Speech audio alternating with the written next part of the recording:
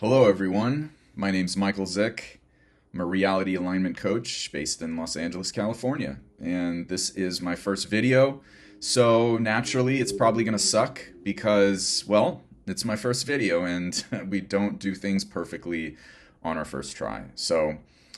And that's a good thing. We cannot expect perfection from ourselves. I mean, we can, but what is that going to get you? And a lot of us come to relationships, our jobs, life in general with this perfectionist mindset, and that's not a very good thing because we are not very likely to achieve it, despite what our parents told us, the inner critic in our minds tells us, our anxiety tells us. It's just not achievable. We go through life making mistakes. We're human. We're not AI yet. I don't know what kind of chips Elon has planned for us, but as of right now, if you're anything like me, you're not perfect. And if you're also like me, it's taken you a long time to realize that it's perfectly okay not to be perfect. What am I going to talk about in this video for my very first video? Well, I am a certified nice guy coach. I've worked with a lot of men. That is my bread and butter client, as you could say.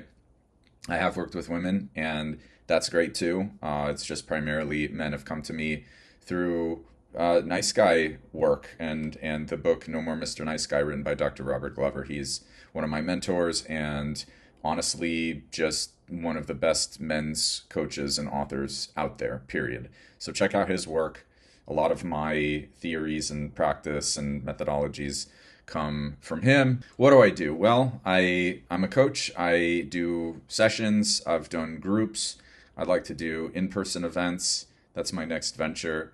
And for a subject matter, I'm going to just continue talking about perfectionism because it seems to be just such a rampant mental illness, so to speak, for many, many, many of us. And what it really is, it's a distortion. It's a cognitive distortion, essentially, and it's rooted in this belief that if we don't do it perfectly, there's going to be a harsh punishment. We're going to get abandoned, rejected, punished, etc. And all of these things were likely to happen in our past, and so we carry these beliefs that, or this fear rather, that it's going to happen to us again if we don't perform. And that's another thing that perfectionist is tied in with closely, is this whole idea of performance. If you were not allowed to be yourself and accepted for exactly who you are, and you were asked to, be the good child for the parent, or you were the bad child to get attention, or you were criticized, or you were loved when you performed up to your parents' or caregivers' expectations and were punished when you did not. And so everything became about this performance metric and hitting these certain marks. And so we come to adulthood with what is commonly known as an inner critic. And I have a nasty inner critic that loves to berate me for any mistakes, especially if there's some sort of PTSD or trauma linked to a certain thing, that it's, if I feel like I messed it up, if I didn't do it right, and I'm not able to fix it perfectly, then it's like this huge ball of anxiety within me that I carry around until I either solve it, fix it, or I go back and I make it so bad that I just have to abandon it. And in that case, I'm in that discomfort, and I just made it worse, which has definitely happened. But what I found is that reframing the cognitive distortion that I am supposed to do things perfectly is the first step.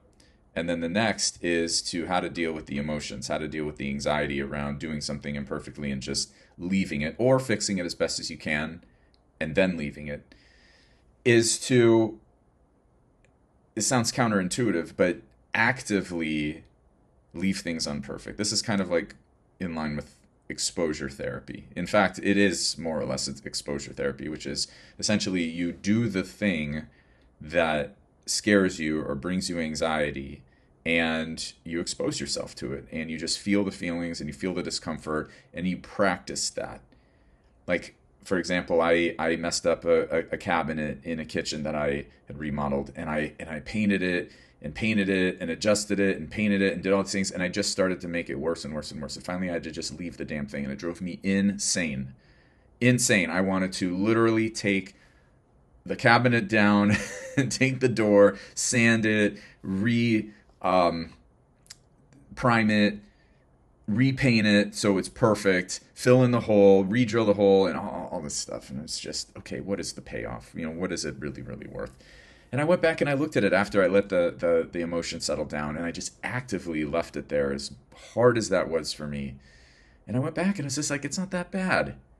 You have to really, really look to see, the bad paint job. Like, it wasn't even that bad. And so once I embodied that idea, once I came upon that idea, and I was just like, oh, it's not in making things perfect that solves the problem. It's just sort of, it's the compulsion end of it, where I do the compulsion, I let that take over me and have its way, and I succumb to it, and then I do it, and it's like, maybe even it turns out perfect, and I'm like, oh, now I feel that relief. But then what does that do? That sets me up for needing perfection in something else down the road. And I think, oh, well, if I do it perfectly, then I'll feel the relief. But what if I don't? What if I don't have the opportunity to do it perfectly, or I can't? Then what happens? Then I'm back in that hell of, it's not perfect, I'm not perfect, and then there's all this shame, the whole 9 yards. So actively leaving it. It's like, it's not perfect. Leave it. It's good. Okay, that's what you need. You actually need to leave the damn thing imperfect. So that's what I advise you to do. If you suffer from perfectionism, do some exposure therapy on yourself, where obviously at work, you want to do the best of your ability. Do the best, do things to the best of your ability. But if it's not perfect and it's not going to get you fired, it's not going to like destroy something, just leave it and practice doing that. And there's this concept in a Japanese concept called wabi sabi. I know that's a funky name, but it sounds like a food item or something. Wabi sabi is generally like the leaving of things unfinished. It's the appreciation of unfinished things.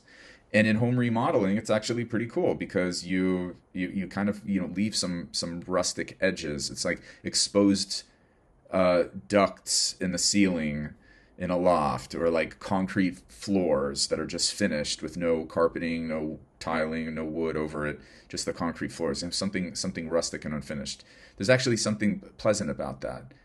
And so we can live in the same philosophy. It's like, just leave things slightly unfinished, imperfect, and then deal with the anxiety if you have it. And over time, it should get less and less.